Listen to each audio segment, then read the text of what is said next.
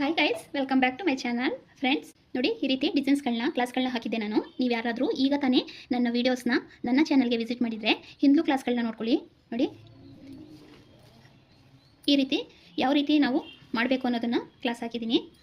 Starting ನೋಡಿ, ಇದನ್ನೆಲ್ಲ ಕ್ಲಾಸಸ್ಸನ್ನು ತೋರಿಸ್ಕೊಟ್ಟಿದ್ದೀನಿ. ಹೊಸಬ್ರು ಯಾರಾದರೂ ನೋಡ್ತಾ ಇದ್ದರೆ ಹಳೆ ಕ್ಲಾಸ್ಗಳನ್ನೂ ಸಹ ನೋಡಿಕೊಂಡು ಕಲ್ತ್ಕೊಳ್ಳಿ. ಇದೆಲ್ಲ ಹಳೆ ಕ್ಲಾಸಲ್ಲಿ ಟ್ರೈನಿಂಗು ಕೊಟ್ಟಿರೋಂಥ ಡಿಸೈನ್ಸ್ಗಳು ಇನ್ನೂ ಇದೆ. ಒಂದ್ಸಲ ವಿಸಿಟ್ ಮಾಡಿ, ನಿಮಗೆ ಗೊತ್ತಾಗುತ್ತೆ. ಈಗ ಬನ್ನಿ, ಇವತ್ತು ತುಂಬ ಸಿಂಪಲ್ಲಾಗಿ ಮತ್ತು ಬೇಗ ಹಾಕುವಂಥ ಒಂದು ಡಿಸೈನ್ನ ತೋರಿಸ್ಕೊಡ್ತೀನಿ. ಈಗ ತಾನೇ ಬಿಗಿನರ್ಸ್ಗಳು ನೋಡ್ತಾ ಇದ್ದೀರಿ ಅಲ್ವಾ, ಅವರಿಗೆಲ್ಲ ಈಸಿ ಆಗೋ ಹಾಗೆ ಹೇಳ್ಕೊಡ್ತೀನಿ. ನೋಡ್ಕೊಳ್ಳಿ ಫ್ರೆಂಡ್ಸ್. ಯಾವಾಗಲೂ ಅಷ್ಟೇ ನಾನು ಹಳೆ ಕ್ಲಾಸ್ಗಳನ್ನು ನಾನು ಟಿಪ್ಸ್ನ ಕೊಟ್ಟಿದ್ದೀನಿ. ನಾವು ಕೆಳಗಡೆ ಬಾಬಿನ್ಗೆ ಏನು ಥ್ರೆಡ್ ಹಾಕೊಳ್ತೀವಿ, ಈ ರೀತಿ ಎಕ್ಸ್ಟ್ರಾ ಹಾಕೊಂಡು ಇಟ್ಕೊಂಡಿರಿ. ಏಕೆಂದರೆ ನಾವು ಟ್ರೈನಿಂಗ್ನೇ ಮಾಡ್ತಿರಲಿ, ಇಲ್ಲ ಬ್ಲೌಸ್ಗೆ ವರ್ಕ್ನೇ ಮಾಡ್ತಾ ಇರಲಿ, ಖಾಲಿ ಆದ ತಕ್ಷಣ ನಾವು ಮತ್ತೆ ಸೂಜಿಯಿಂದ ಈ ದಾರ ತೆಗೆದು ಮತ್ತೆ ಸುತ್ಕೊಳ್ಳೋಕ್ಕಾಗೋದಿಲ್ಲ. ಅದಕ್ಕಾಗಿ ಮೊದಲೇ ಈ ರೀತಿ ಸುತ್ತಿ ಇಟ್ಕೊಂಡಿರಿ. ನಾನು ತೊಗೊಂಡಿರೋಂಥ ಥ್ರೆಡ್ಡು ಇದ್ರಕ್ಕಿಂತನೂ ಇನ್ನೂ ಏನಂದರೆ ಇದು ಸ್ವಲ್ಪ ಗಟ್ಟಿ ಇದೆ. ಥ್ರೆಡ್ಡು ಇದು ಗಟ್ಟಿ ಇದೆ. ನನಗೆ ಸ್ಟಾರ್ಟಿಂಗು ಗೊತ್ತಿರಲಿಲ್ಲ. ಥ್ರೆಡ್ ಕೊಡಿ ಅಂದಾಗ ಅವರು ಅಂಗಡಿಲಿ ಇದೆ ಥ್ರೆಡ್ ಕೊಟ್ಬಿಟ್ಟಿದ್ರು. ನಾನು ತಂದಿದ್ದು ವೇಸ್ಟ್ ಆಗುತ್ತೆ ಅಂತ ಸುಮಾರು ಎತ್ಕೊಬಂದ್ಬಿಟ್ಟಿದ್ದೆ.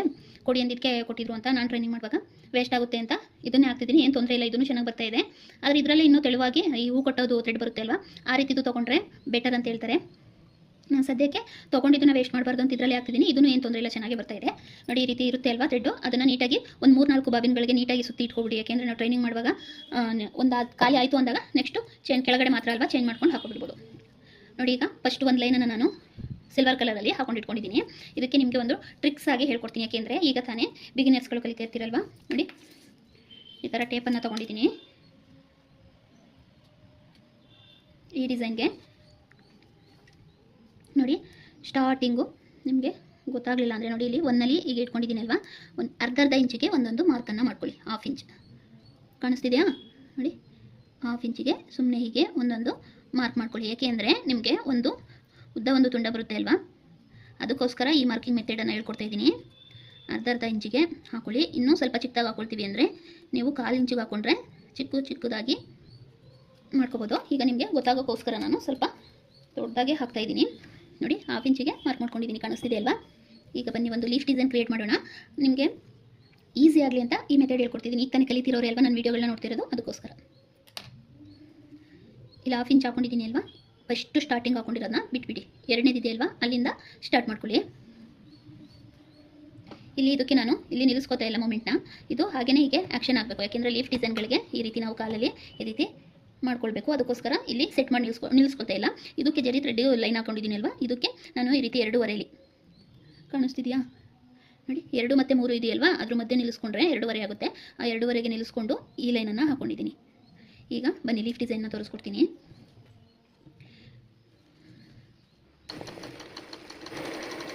ಈ ರೀತಿ ಮೇಲೆ ಹೋಗಿ, ಮೊದಲನೇ ಗಿರಿತೆ ಅಲ್ವಾ, ಅಲ್ಲಿಗೆ ಹೋಗಿ ಅಲ್ಲಿಂದ ನೀವು ಇಲ್ಲಿ ನೋಡ್ಕೊಳ್ಳಿ.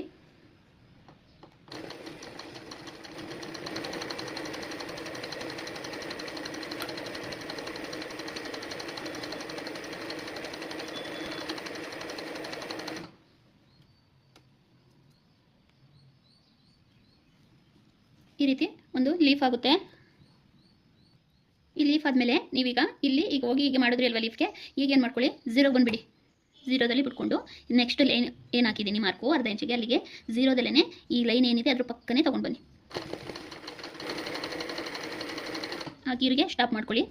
ಈಗ ಮತ್ತೆ ನೀವು ನಿಮ್ಗೆ ಹೆಂಗೆ ಕಂಫರ್ಟಬಲ್ ಆಗುತ್ತೆ, ನಿಮ್ಗೆ ಹೆಂಗೆ ಇಟ್ಕೊಂಡ್ರೆ ನೀಟಾಗಿ ಶೇಪ್ ಬರುತ್ತೆ ಆ ರೀತಿ ಇಟ್ಕೊಂಡು ನೋಡಿ. ರನ್ನಿಂಗಲ್ಲೇ 0ದಲ್ಲೇ ಮೇಲ್ಗಡೆ ಹೋಗಿ, ಮೇಲೆ ಹೋದ್ರೆ ಈಗ ಮತ್ತೆ 0 1 2 ಹೀಗೆ ಬಂದಬೇಕು.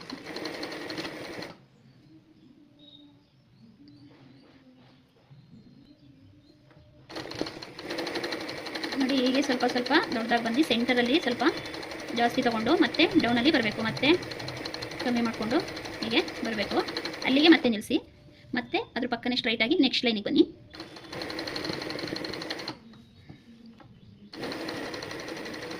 ಈ ರೀತಿ ಆ ಲೈನ್ ತನಕ ಹೋಗಿ ಮತ್ತೆ ಅಲ್ಲಿಂದ 0 1 2 3 ಹೀಗೆ ಬನ್ನಿ. 3 3.5 ನೀವು 4ಕ್ಕೂ ಬೇಕಾದರೆ ತೊಗೋಬೋದು. ಈ ರೀತಿ ಬನ್ನಿ, ಮತ್ತೆ ಲೈನ್ಗೆ ತಗೊಳ್ಳಿ.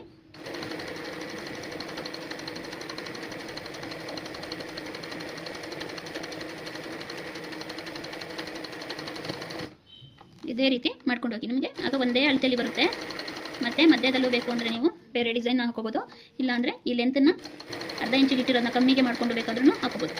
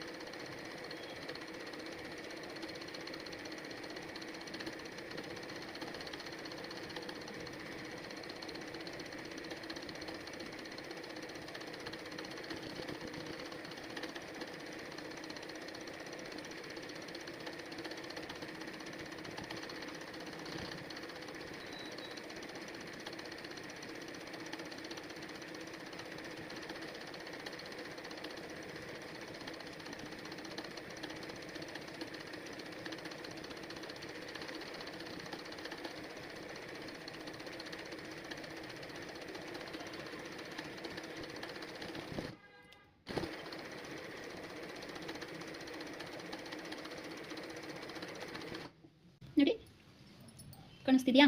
ಈ ರೀತಿ ಮಾಡ್ಕೊಳ್ಳಿ. ಒಂದು ಲೈನ್ ಆಯಿತು ಅಲ್ವಾ? ಒಂದು ನಿಮಿಷ ನೋಡಿ, ಒಂದು ಲೈನ್ ಆಯಿತು. ಲೆಫ್ಟ್ ಸೈಡಲ್ಲಿ ನಾವು ಮಾಡ್ಕೊಂಡ್ವಿ. ನೀವು ಈಗ ಕ್ಲಾಸಸ್ನ ಕಲಿತಾ ಇರೋದ್ರಿಂದ ಒಂದು ಸೈಡ್ ಹಾಕಾಯಿತು, ಲೆಫ್ಟ್ ಹಾಕೊಂಡಿದ್ದೀವಿ. ಈಗ ರೈಟ್ ಸೈಡನ್ನು ಸಹ ಹಾಕೋಬೇಕು. ಅದಕ್ಕಾಗಿ ಇದು ಒಂದೇ ಲೈನಲ್ಲಿ ಸಿಂಪಲ್ಲಾಗಿ ಮಾಡ್ತೀವಿ ಅಂತ ಹೇಳೋ ಡಿಸೈನು. ಈ ರೀತಿ ನಾವು ಇನ್ನೂ ಸ್ವಲ್ಪ ಗ್ಯಾಪ್ ಕೊಟ್ಕೊಂಡ್ರೆ ಇಲ್ಲಿ ನಾವು ಈ ಥರ ಕರು ಶೇಪನ್ನು ಕೊಟ್ಕೊಂಡು ಮಧ್ಯದಲ್ಲಿ ಇನ್ನೊಂದು ಕಲರ್ನ ಹಾಕಿ ಮಾಡಿದ್ರೆ ಚೆನ್ನಾಗಿರುತ್ತೆ. ತೋರಿಸ್ತೀನಿ ನಾನು. ನೆಕ್ಸ್ಟ್ ಎಲ್ಲ ಡಿಸೈನು ತೋರಿಸ್ಕೊಡ್ತೀನಿ ನಾನು ನಿಮಗೆ. ಈಗ ನೀವು ಟ್ರೈನಿಂಗ್ ಮಾಡ್ತಿರೋರಿಗೋಸ್ಕರ ಈ ಥರ ಟಿಪ್ಸ್ನ ನಾನು ಹೇಳ್ಕೊಡ್ತಾ ಇರೋದು. ನೋಡಿ, ಈಗ ಇಲ್ಲಿ ಏನು ಹಾಕೊಂಡಿದ್ದೀವಿ ಅಲ್ವಾ, ಅದೇ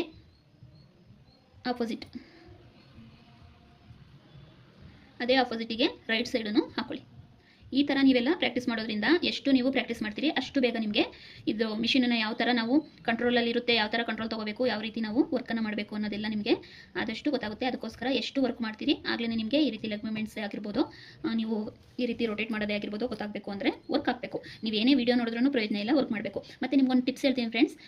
ನಾನು ಅಂತಲ್ಲ, ಯಾರೇ ಆಗಲಿ ಈಗ ಯೂಟ್ಯೂಬಲ್ಲಿ ವೀಡಿಯೋ ನೋಡ್ತಿರ್ತೀರಿ ಅಲ್ವಾ ನೀವು ಕಲಿಯೋದಕ್ಕೆ ಅಂತ, ನಾನು ಮಾಡ್ಕೊಂಡಿದ್ದ ಮೆಥಡೇ ಹೇಳ್ತೀನಿ. ನಾನು ಏನಾದರೂ ಈ ತರಕಾರಿಗಳನ್ನ ಕ್ಲೀನ್ ಮಾಡುವಾಗ ಅಂದರೆ ಸೊಪ್ಪು ಎಲ್ಲ ಸೋಸುವಾಗ ಅಥವಾ ಹೆಚ್ಚುವಾಗ ವೀಡಿಯೋನ ಆನ್ ಮಾಡಿಕೊಂಡು ನೋಡ್ತಿದ್ದೆ ಮೊದಲು. ಯಾಕೆಂದರೆ ಕೆಲಸ ಮಾಡ್ತಾ ಆನ್ ಮಾಡಿಬಿಟ್ಬಿಡ್ತಿದ್ದೆ. ಕೆಲಸ ಮಾಡ್ತಾ ಅವ್ರು ಏನು ಹೇಳ್ತಿದ್ದಾರೆ, ಹೇಗೆ ಮಾಡ್ತಿದ್ದಾರೆ ಅನ್ನೋದನ್ನು ಮೊದಲು ನೋಡಿಕೊಂಡು ಆಮೇಲೆ ಪ್ರಾಕ್ಟೀಸಿಗೆ ಬರ್ತಿದ್ದೆ. ನೀವು ಅಷ್ಟೇ ಇಲ್ಲಿ ಪ್ರಾಕ್ಟೀಸ್ ಮಾಡ್ತಾ ನೋಡ್ಕೊಳ್ಳೋಕ್ಕಿಂತ ಏನಾದರೂ ಕೆಲಸ ಮಾಡ್ತಿರ್ತೀವಿ ಅಲ್ವಾ, ಅಂದರೆ ತರಕಾರಿ ಹೆಚ್ಚೋದು, ಈ ಥರ ಏನಾದ್ರು ಸೋಸೋದು, ಅಕ್ಕಿ ಸೋಸೋದು, ಈ ಥರ ಏನಾದ್ರು ಮಾಡ್ತಿರ್ತೀವಲ್ವ ನಾವು ಹೆಣ್ಮಕ್ಳು ಮನೇಲಿದ್ದಾಗ, ಆಗ ನೋಡ್ಕೊಳ್ಳಿ. ಯಾರು ಹೇಳ್ಕೊಡೋವಂಥ ಮೆಥಡು ನಿಮಗೆ ಇಷ್ಟ ಆಗುತ್ತೆ ಅವ್ರನ್ನ ಲೈಕ್ ಮಾಡಿಟ್ಕೊಳ್ಳಿ. ಏಕೆಂದರೆ ಅವ್ರು ಹೇಳ್ಕೊಡೋದು ನಿಮಗೆ ಅರ್ಥ ಆಯಿತು ಅಲ್ವಾ. ಒಂದು ನಮ್ಮ ಕಡೆಯಿಂದ ನಾವೇನು ಅವ್ರಿಗೆ ಫೀಸ್ ಕಟ್ಟೋದಿಲ್ಲ. ಹಾಗಾಗಿ ಅವ್ರು ಹೇಳ್ಕೊಟ್ಟಿದ್ದು ಇಷ್ಟ ಆಯಿತು ಅಂದಾಗ ಒಂದು ಲೈಕ್ ಕೊಡ್ತೀವಿ. ಅದು ನಮ್ಮ ಕಡೆಯಿಂದ ಅವ್ರಿಗೆ ಕೊಡುವಂಥ ಒಂದು ಗೌರವ ಅಂತಲಾದ್ರು ಹೇಳ್ಬೋದು, ಒಂದು ಥ್ಯಾಂಕ್ಸ್ ಅಂತನಾದರೂ ಹೇಳ್ಬೋದು. ಮಾಡಿಟ್ಕೊಳ್ಳೋದ್ರಿಂದ ನಾವು ತುಂಬ ಜನ ವೀಡಿಯೋಸ್ನ ನೋಡ್ತಾ ಇರ್ತೀವಿ, ಯಾರ್ಯಾರು ಹೇಗೆ ಮಾಡ್ತಿದ್ದಾರೆ ಅಂತ. ಅದರಲ್ಲಿ ನಮಗೆ ಅರ್ಥ ಆಗಿ ಮತ್ತೆ ಚೆನ್ನಾಗಿ ಹೇಳ್ಕೊಡೋರನ್ನ ಲೈಕ್ ಮಾಡಿ ಇಟ್ಕೊಂಡ್ರೆ ಮತ್ತೆ ನಾವು ಹುಡ್ಕೋ ಚಾನ್ಸಸ್ ಇರಲ್ಲ. ಲೈಕ್ ವಿಡಿಯೋದಲ್ಲಿ ನೋಡಿಕೊಂಡ್ರೆ ಯಾವಾಗ ಬೇಕಾದ್ರೂ ಮತ್ತೆ ಅವ್ರ ವೀಡಿಯೋನ ನೋಡ್ಕೊಂಡು ಮಿಷಿನ್ ಮೇಲೆ ಹೋದಾಗ ಒಂದ್ಸಲ ನೋಡಿಕೊಂಡು ಪ್ರಾಕ್ಟೀಸನ್ನು ಮಾಡ್ಬೋದು. ನಾನು ಅದೇ ರೀತಿ ಮಾಡ್ತಿದ್ದು, ಅದಕ್ಕೆ ಹೇಳ್ತಾ ಇದ್ದೀನಿ.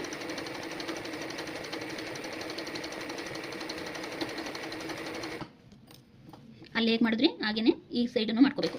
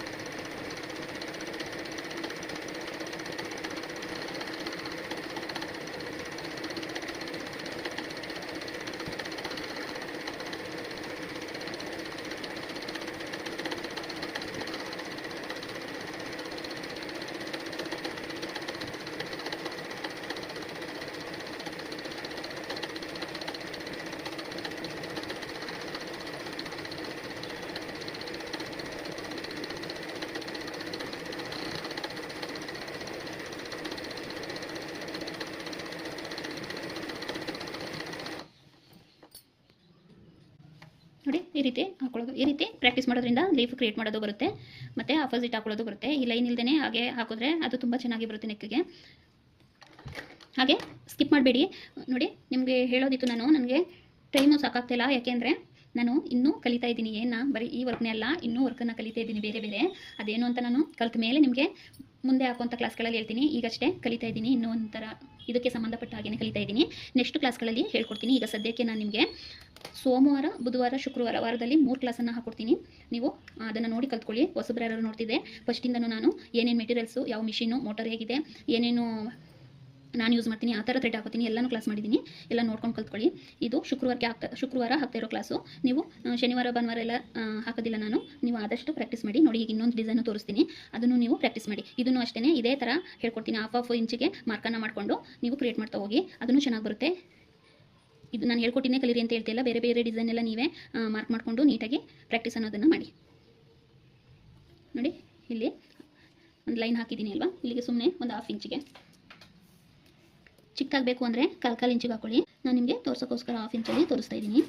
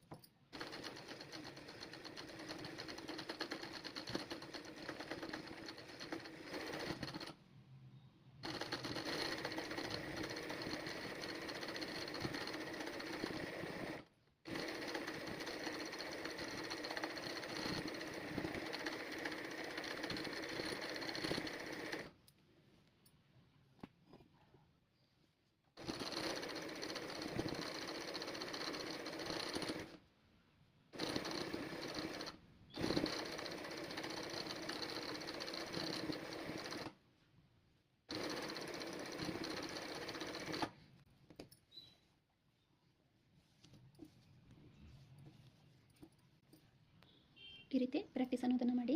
ನೋಡಿ, ಈ ರೀತಿ ಲೈನ್ ಹಾಕ್ಕೊಂಡು ಅಲ್ಲಿಗೆ ತಂದು ನಿಲ್ಲಿಸಿ, ಮತ್ತೆ ಸ್ಟಾರ್ಟ್ ಮಾಡಿಕೊಂಡು ಮತ್ತೆ ಇನ್ನೊಂದು ಲೈನಿಗೆ ನಿಲ್ಲಿಸಿ. ಈ ರೀತಿ ಮಾಡ್ಕೊಳ್ಳಿ.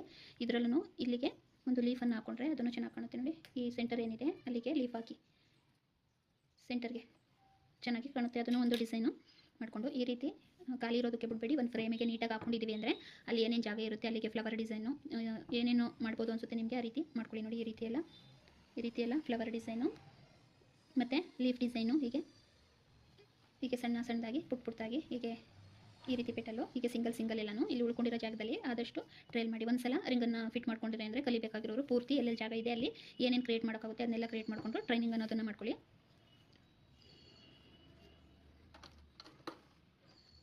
ನೋಡಿ, ಜಸ್ಟು ಈ ರೀತಿ ಹಾಕೊಳ್ಳಿ. ಹೀಗೆ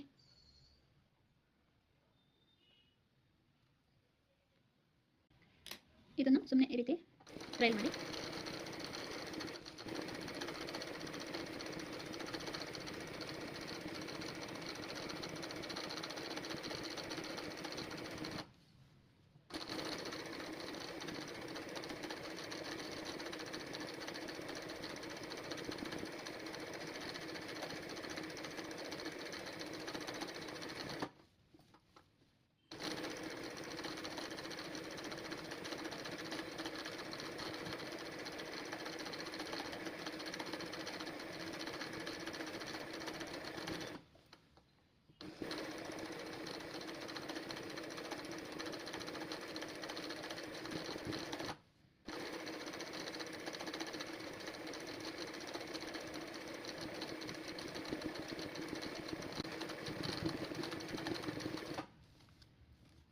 ನೋಡಿ ಈ ರೀತಿ ಫ್ಲವರ್ಗಳನ್ನ ಮಾಡಿಕೊಂಡ್ರೆ ನಾವು ಸ್ಲೀವಿಗೆ ಮತ್ತು ಸೆಂಟರಲ್ಲಿ ನೆಕ್ಕು ಸೆಂಟರ್ಗೆ ಒಂದೊಂದು ಫ್ಲವರ್ ಕೊಡಬೇಕಾಗುತ್ತೆ. ಆ ಡಿಸೈನ್ಗಳಿಗೆ ಈ ರೀತಿ ಕಲ್ತ್ಕೋಬೇಕು.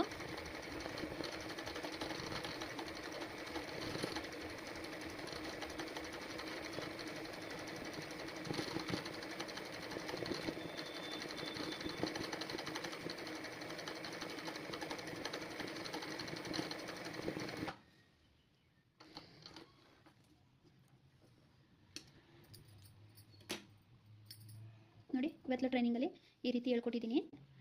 ಇನ್ನು ಶನಿವಾರ ಭಾನುವಾರ ಎಲ್ಲ ಫ್ರೀ ಇರುತ್ತೆ ಅಲ್ವಾ, ಫ್ರೀ ಇರೋ ಟೈಮಲ್ಲಿ ಇದೇ ಥರ ಡಿಸೈನ್ಗಳನ್ನ ಆದಷ್ಟು ಪ್ರಾಕ್ಟೀಸ್ನ ಮಾಡಿ. ಓಕೆ ಫ್ರೆಂಡ್ಸ್, ಜಾಸ್ತಿ ಇನ್ನೇನು ವಿಷಯ ಇಲ್ಲ. ನೆಕ್ಸ್ಟ್ ಕ್ಲಾಸಲ್ಲಿ ನಿಮಗೆ ಸೋಮವಾರದ ಕ್ಲಾಸಲ್ಲಿ ಸಿಗ್ತೀನಿ. ಅಲ್ಲಿ ತನಕ ನೀಟಾಗಿ ಕಲ್ತ್ಕೊಳ್ಳಿ. Boy friend, take care.